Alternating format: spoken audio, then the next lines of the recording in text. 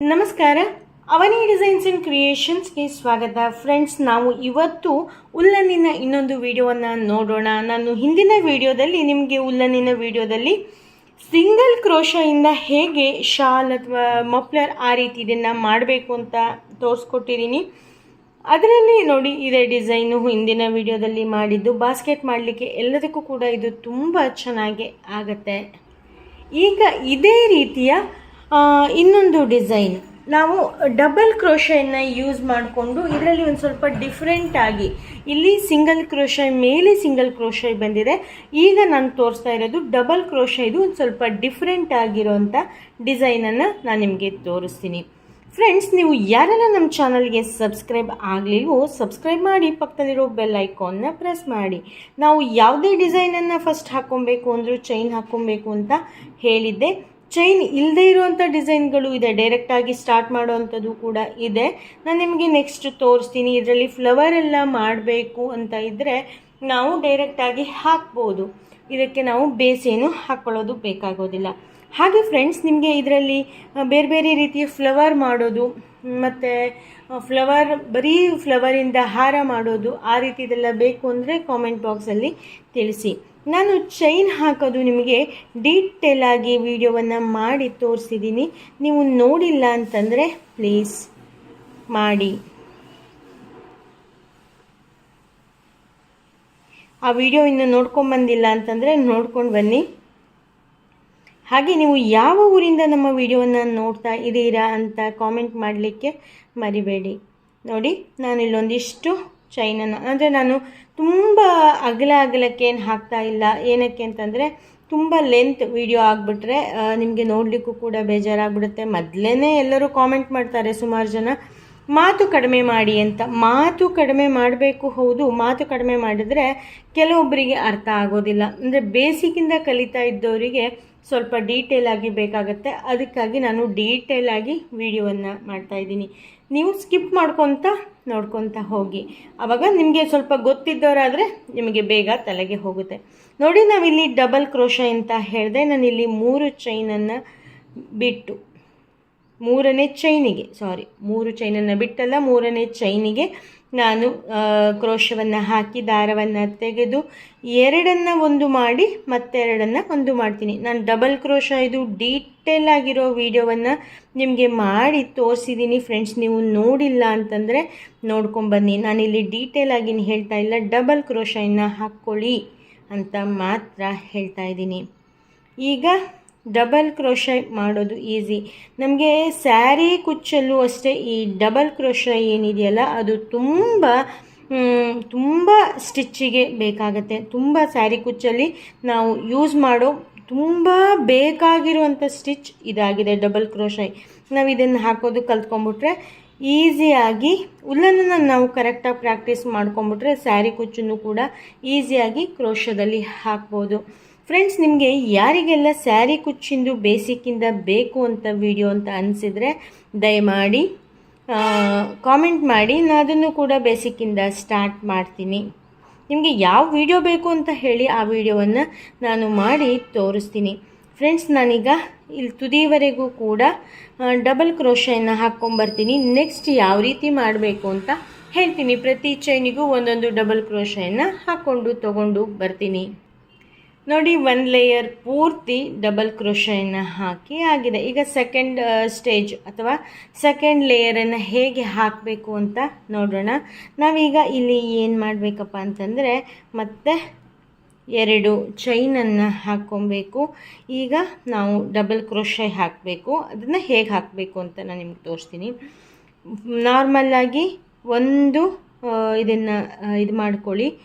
ಆಮೇಲೆ ನೋಡಿ, ಜಸ್ಟು ಇದರ ಒಳಗಡೆ ಹಾಕಿ ಈ ಚೈನಿಂದ ಹೊರಗಡೆ ತೆಗೆದು ನಾವಿಲ್ಲಿ ಚೈನನ್ನು ಹಾಕ್ತೀವಿ, ಅಂದರೆ ಡಬಲ್ ಕ್ರೋಶೆಯನ್ನು ಹಾಕ್ತೀವಿ.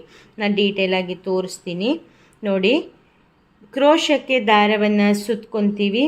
ಈಗ ಡಬಲ್ ಕ್ರೋಶೆ ಒಳಗಡೆ ಒಂದು ಒಳಗಡೆಯಿಂದ ಹಾಕಿ ಇನ್ನೊಂದು ಕಡೆಯಿಂದ, ಅಂದರೆ ಆ ಡಬಲ್ ಕ್ರೋಶೆ ಏನು ಮುಗಿಯುತ್ತಲ್ಲ ಅದರಿಂದ ನೋಡಿ, ಈ ಕಡೆ ನೋಡಿದ್ರೆ ನಿಮಗೆ ಐಡಿಯಾ ಬರುತ್ತೆ, ಹೌದಾ. ಇಲ್ಲಿ ಹೀಗೆ ಕ್ರೋಶವನ್ನು ತೆಕ್ಕೊಂಡು ದಾರವನ್ನು ತಗೊಂಡು ನಾವು ಇಲ್ಲಿ ಡಬಲ್ ಕ್ರೋಶೆಯನ್ನು ಹಾಕ್ತೀವಿ.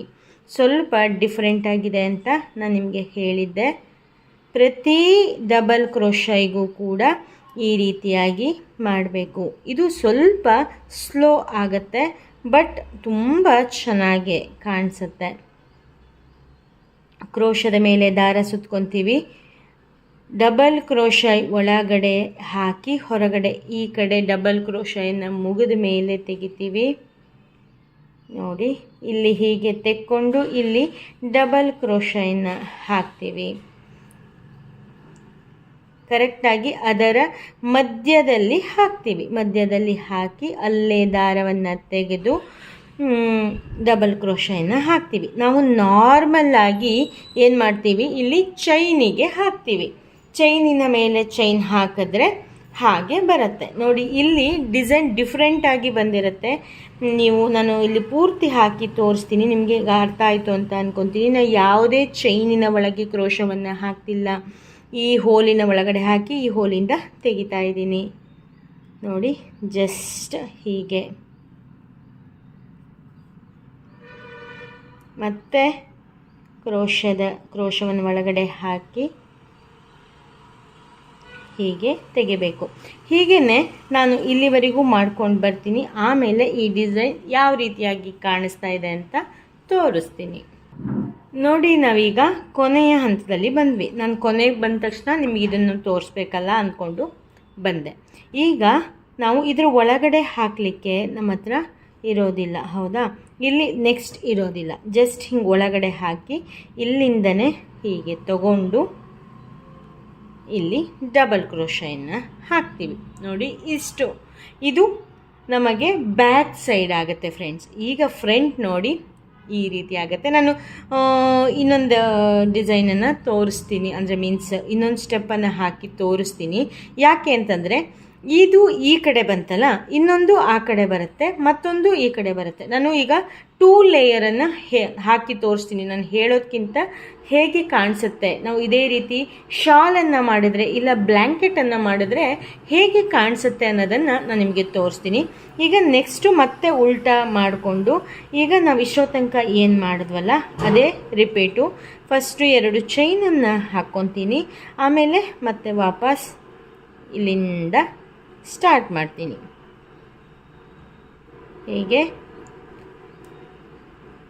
ಡಬಲ್ ಕ್ರೋಶೆಯನ್ನು ಹಾಕ್ಕೋಬೇಕು. ಹೀಗೆ ಇಲ್ಲಿಂದ ಸ್ಟಾರ್ಟ್ ಮಾಡ್ತೀನಿ. ಈಗ ಉಲ್ಟಾ ಯಾವ ರೀತಿ ಕಾಣಿಸುತ್ತೆ, ಮತ್ತು ಇದಾದಮೇಲೆ ಇನ್ನೊಂದು ಸ್ಟೆಪ್ಪನ್ನು ಹಾಕ್ಕೊಂಬರ್ತೀನಿ. ಆವಾಗ ನಿಮಗೆ ಡೀಟೇಲ್ ಆಗಿ ಡಿಸೈನ್ ಯಾವ ರೀತಿ ಬರುತ್ತೆ ಅಂತ ಗೊತ್ತಾಗುತ್ತೆ. ಇಷ್ಟೇ ಮಾಡಿದ್ರೆ ನಿಮಗೆ ಅಷ್ಟು ಐಡಿಯಾ ಬರೋದಿಲ್ಲ. ಈಗ ನೆಕ್ಸ್ಟ್ ಇದ್ರ ಮೇಲೆ ಇನ್ನೊಂದು ಸ್ಟಿಚನ್ನು ಹಾಕ್ಕೊಂಡು ತಗೊಂಡು ಬರ್ತೀನಿ. ನೋಡಿ ಫ್ರೆಂಡ್ಸ್, ಒಂದು ಕಡೆ ಈ ರೀತಿಯಾಗಿ ಬಂತು. ನಾನು 2 ಸ್ಟೆಪ್ ಹಾಕ್ಕೊಂಬರ್ತೀನಿ ಅಂತ ಹೇಳಿದ್ನಲ್ಲ. ಈಗ ನೋಡಿ, ಈ ಕಡೆ ತಿರುಗಿಸಿದ್ರೆ ನಮಗೆ ಈ ರೀತಿಯಾಗಿ ಬರುತ್ತೆ. ಎಷ್ಟು ಗ್ರ್ಯಾಂಡಾಗಿ, ಎಷ್ಟು ಚೆನ್ನಾಗಿ ಕಾಣಿಸ್ತಾ ಇದೆ ಅಲ್ವಾ? ಇದೇ ರೀತಿ ಇದು ನಾವು ಶಾಲ್ಗಿಲ್ ಮಾಡಿದ್ರೆಲ್ಲ ತುಂಬ ಚೆನ್ನಾಗಿ, ಬ್ಲ್ಯಾಂಕೆಟು ಇದನ್ನು ಡಬಲ್ ಕಲರಲ್ಲಿ ಏನಾದ್ರು ಮಾಡಿದರೆ A1 ಆಗಿರುತ್ತೆ. ಈಗ ಉಲ್ಲನ್ನೇ ನಮಗೆ ಡಬಲ್ ಕಲರಲ್ಲಿ ಸಿಗುತ್ತೆ. ಆ ಉಲ್ಲನನ್ನು ಯೂಸ್ ಮಾಡಿಕೊಂಡು ಮಾಡಿದ್ರೆ ಒಂದು ಅಷ್ಟಷ್ಟು ಬೇರೆ ಬೇರೆ ಕಲರ್ ಬರುತ್ತೆ. ಅದು ಕೂಡ ತುಂಬ ಚೆನ್ನಾಗಿ ಇರುತ್ತೆ. ನೋಡಿ, ಈ ರೀತಿಯಾಗಿ ಕಾಣಿಸುತ್ತೆ. ನಾವು ಹಿಂಗೇನೆ ಉದ್ದಕ್ಕೆ ಮಾಡ್ಕೊತ ಹೋದರೆ ಇದು ಮಫ್ಲರ್ ಮಾಡಲಿಕ್ಕಂತೂ A1 ಸ್ಟಿಚ್ ಆಗಿದೆ. ನಿಮಗೆ ಇದು ಇಷ್ಟ ಆಯಿತು ಅಂತ ಅಂದ್ಕೊತೀನಿ. ಇಷ್ಟ ಆದರೆ ಲೈಕ್ ಮಾಡಲಿಕ್ಕೆ ಮರಿಬೇಡಿ ಪ್ಲೀಸ್. ಬೇರೆಯವರಿಗೂ ಕೂಡ ಶೇರ್ ಮಾಡಿ. ನೀವಿನ್ನೂ ನಮ್ಮ ಚಾನಲ್ನ ಸಬ್ಸ್ಕ್ರೈಬ್ ಆಗದೇ ಇದ್ದರೆ ಸಬ್ಸ್ಕ್ರೈಬ್ ಮಾಡಿ.